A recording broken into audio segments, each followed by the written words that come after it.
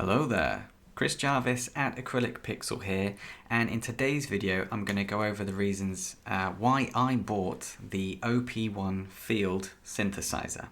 So if you don't know, my name's Chris Jarvis, I'm an indie game dev and I'm making a game called Focus Find, wishlist on Steam. And I needed to find a professional synthesizer to create the music for my game. Up until recently, I'd been using the GarageBand app on my iPad, and it's great, I'm loving it, but it's not a great workflow. I don't have as much control as I'd like, so I was on the lookout for a professional synthesizer or a way to make professional sounding music. And I came across the OP-1. The OP-1 was released over 10 years ago now, and it was seen to be a sort of a hipster toy, a very expensive way to make funny little computer beeps and bops music. But it was very successful, and there's been people making YouTube videos and some people making a living off the back of making videos with this OP-1 synthesizer. And I thought, I want a piece of that. As I was researching that, I found out that the OP-1 field, the successor to the original OP-1, has just been announced and just been released. And I saw some videos from Teenage Engineering showcasing what the OP-1 field can do over the original OP-1. So this grabbed my attention and I thought, well, do I buy an OP-1 or do I buy an OP-1 field? The OP-1 and OP-1 field, they're synthesizers. So you can create music with, electronic tones. They're also drum machines, so you can create a beat. They're also samplers, so I can record other music or I can record my guitars and use them to incorporate those sounds into the music. They are also known to have a unique workflow in that they use a 4-track system where you can record onto 4 tracks. They're not like another way to make music using a DAW, digital audio workstation, where you're using the computer and you're pressing buttons and looking at where the notes are going to be and making music that way. So that unique approach to making music as well really appealed to me. The videos I saw made it look very easy just to make music in 5 minutes or so. I know it's going to be very difficult. I know these people are professionals. But that's another reason why I wanted either an OP-1 or an OP-1 field. The OP-1 field retails at £2,000 or €2,000. That is a lot of money. So how could I justify that amount of money on a piece of music equipment? It's very expensive. And I've heard and I've seen videos of free versions of software that you can get which can emulate what the OP-1 can do. So yes, onto why I chose an OP-1 field over an OP-1. It has stereo across the whole signal chain. So I wanted to be able to have control over where the mix of my different instruments was going to go. That was going to be more professional. If it was mono for some of the signal chain, or if I had less control, like in the original OP-1, it wouldn't have been as professional and I wouldn't be able to make as professional sounding music. With stereo across the whole signal chain, it's going to be easier for me to come up with a nicer mix and something that sounds nicer. So the OP-1 field has a Bluetooth MIDI, so I can move music around a lot easier. That's going to be something that I'm going to use quite a lot.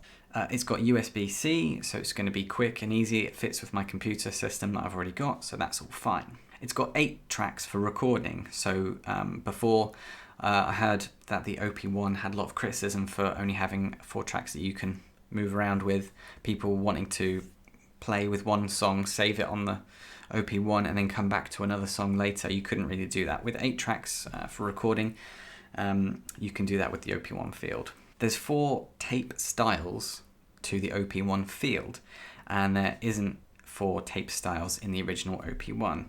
So I've got more control over the lo-fi sounds that I can make. So I can make some lo-fi sounding music. It's got 32-bit audio. This is the biggest one probably for me as to why I splashed the cash on the more expensive OP-1 field, because I wanted to be able to have that higher bitrate of audio. It's just going to end up with higher highs and lower lows, and it's just going to be just better music. It's not going to sound as tinny or as thin. The other thing as well, which I'd seen in OP-1 criticism, was the pops and clicks and digital effects that you get which are unwanted when making loops and samples and things with the original OP-1. It was glitchy, it was very digital. It's fine if that's what you're after, but I wanted to have that freedom to not have any glitches or little digital artifacts in any loops or in the music I was making. I wanted to have full control over how the sound was going to turn out. Some of the tutorials I found with the OP-1 where they would say, get this sound, make this, and then record it, listen back, see if you've got any glitches or digital artifacts, and then re-record it in another way, or fiddle around until you don't get those little glitches. So it sounds like, from looking at the media that Teenage Engineering are posting, that they've got rid of all of those issues with the original OP-1. Well, they've had over a decade to sort of perfect the OP-1, and this OP-1 field, from what I'm hearing and what I'm trusting in them, is that they've fixed all those artifacts and glitches. So what am I actually going to use the OP-1 field for in video games? I'm going to create soundscapes, I'm going to create music tracks to use in video games. I might actually make some beats, I might make some actual songs myself, because I'm somewhat of a musician, haven't played in a long time, I'm very rusty, but I've at least got that option as well.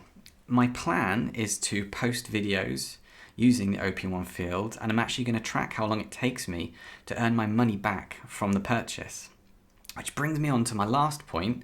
I might make a whole video about this. I bought the OP-1 field, I've ordered it from Bax Music, and it was on offer, and I found a voucher code. So I only actually paid £1,557.05, which is great. It's not as much money as £2,000 by a long shot. It's still a lot of money for a synthesizer, of course, but my plan is that I can use the videos I'm going to make with the OP-1 to sort of create some sort of passive income, hopefully through YouTube. So join me, subscribe, like, comment. Also, I've got a Patreon as well, so I'll be posting content on my Patreon page. Search for Acrylic Pixel. The plan is to possibly sell some of my music I make for other indie game devs or other video games companies that want video game type music, which I'm hoping to create with it. So those were the reasons why I bought the OP-1 field. Let me know what you think. Am I absolutely crackers? Is this going to work? Is it just a waste of money? Have I bought a toy? Am I going to be able to create the things I've seen in the YouTube videos, or am I just going to make a mess of things and end up with a lot of debt, especially in this economy? I hope not. Well, thank you for joining me, and I'll see you in the next one. Take care.